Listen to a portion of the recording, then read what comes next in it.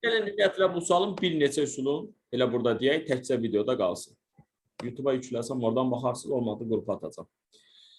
Bax, biri budur, medianlar. Onda bu sahə nə idi? Eyni. Onda mən bura A desəm, onda bu üçbucağın sahəsi nə ilə taparam? A vur 4 kök 2 vur sinus 45 böl 2. Bu bir. Bu üçbucağın sahəsini necə taparam? X vur A vur sinus 32 böl 2. Bitti. Deməli A böl 2'lər getdi. Nə qaldı? 4 kök 2 vur sinus 45, yəni kök 2 böl 2. X vur sinus 30, yəni 1 böl 2. Deməli bunlar gedir. X nə qədər olur? 8. Bu çox başa düşülən bir üsuldur. Aydınmı? S-ləri bərabər götürdük və bəzən bunları heç bərabər vermir. Məsələn, bu sualı bura 2A yazır, bura A yazır. Deməli, bura 2S yazıram, bura S yazıram. Sahələri bir-birinə bölüb 2 götürürəm. Sahələrdən A1 simsal fenil. Bundan sonra eləsi də gəlir. Bundan sonra eləsi də gəlir. Hə, bilirəm. İndi bunu başqa bir üsulla necə yazmaq olar? Gəlin onu sizə deyim. Məsələn, bunu paralel buradan, paralellikdən bunu gətirərəm bura. Bir üsul ağlıma gəlir. Orta xəttə paralel qurmaq ağla gəlir. Amma bura 90 deyil. Onu deyək. Bura 90 deyil. Onda bu Z qaydasına görə burada nə qədər olurdu? 45. Bura 4 kök 2 idisə, bura orta xəttdə olurdu. Bura nə qədər olurdu? 2 kök 2. İndi siz üçbucaq qaydalarını yadınıza salın. Üçbucağı keçmiş axı, düzbucaqlı üçbucaq. Bura A-dır, bura D-dir, bura X, bura biz nə deyək? Y deyək. Hə. D'miz 2 kök 2'dir. Sonra buramız 45'dir. Sonra buramız da 30'dur. Onda nə edirdi? Avtomatik 45-30'u görən kimi hündürlüyü çəkirdi. Və yaxud da ki, sinuslar teoreminə xoşunuz gəlirsə ondan da yazarsınız. Onda 45-45'e görə bura nə olurdu? 2-2. A küşafda 2. 30'un qarşısındakı hipotenuzun nə idi? Yarısı. Deməli, bura nə oldu? 4. Biz indi A-yeni buranı 4 tapdıq. Deməli, burada nədir? 4. Bax, bitdi. Anladıq mı? Bir dənə də bu üsul.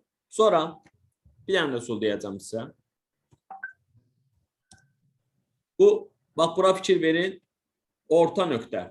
Orta nöqtə paralelogramda diagonalların kəsişdiyi nöqtə ilə də yada düşür. Mən burada bir paralelogram qururam. Bu sualı mən sizə izah eləməliyəm. Görməlisiniz o qurmanı. Bax, burada bir paralelogram qururam. Və yaxud da ki, burada paralel çəkdim. Bax, bunun buna paralel çəkdim. Əslində, bunu da birləşdirsəm paralelogramdır. Onda yenə Z qaydasına görə bu dəfə bura neçə dərəcə oldu? 45. Elə olurmu? Bax, bundan da bu neynədir? Paralelliyə görə yarıya bölündü. Bax, bu da yarıya bölündü. İndi bayaqki şəklin biraz böyük formasını aldım da. Fərqi nədir ki? Elə elmi? Və bu paralellikdən, bax, burada eşlik, yəni bərabərlik bir üçbucaq qurmuşam, bax, burada. Birin birə nisbətidir paralellikdə. Oxşarlıqda birin birə nisbəti var. Və yaxud da ki, hədə birin birə. Onda bura nə olur? 4 kök 2. Elə bir ki, bayaqki şəklin biraz böyük formasını aldım. İndi avtomatik X-i tapacam da. Deməli, belə bir şəkil aldım burada. Baxın, bura 45 dərəcədir. Bura 4 kök 2'dir. Bura bir Y deyək yenə. Burası, bura. Burada 30.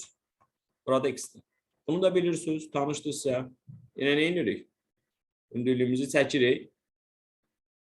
Buradan bura 4 bu dəfə olur. Bayaq 2 idi, indi 4 olur. 30'un qarşısındakı hipotenuzun nə idi? Yarısı. Anladıq mı? Bu da belə. Bunu da görmək olar. Məsələn, başqa necə düşünmək olar? Görəsən, 3-cü bir üsul ehtiyacı var mı? 4-cü üsul deyə, 3-cü, 4-cü. Məsələn, burada nə etmək olardı? Buradan hündürlüyü çəkib bu 45'dən istifadə eləmək olardı mı? Olardı. Onda buralar nə qədər olardı? 4-4. Sonra bəs burada 30, burada bu nədir? Kör bucağıdır. Onda bu dəfə hündürlüyü hara düşəcək burada? Fikir verin. Bu da çox sualdır. Xaricə düşəcək. Hardan bilirəm o xaricə düşəcək? Hardan bilirəm? Bura kör bucaqdır. Yəni, bura nə olacaq? İti bucaq. Onda bu 2 üçbucaq. Baxın, bu 2 üçbucaq. Bax, bu üçbucaqlar. Bərabər olurmu?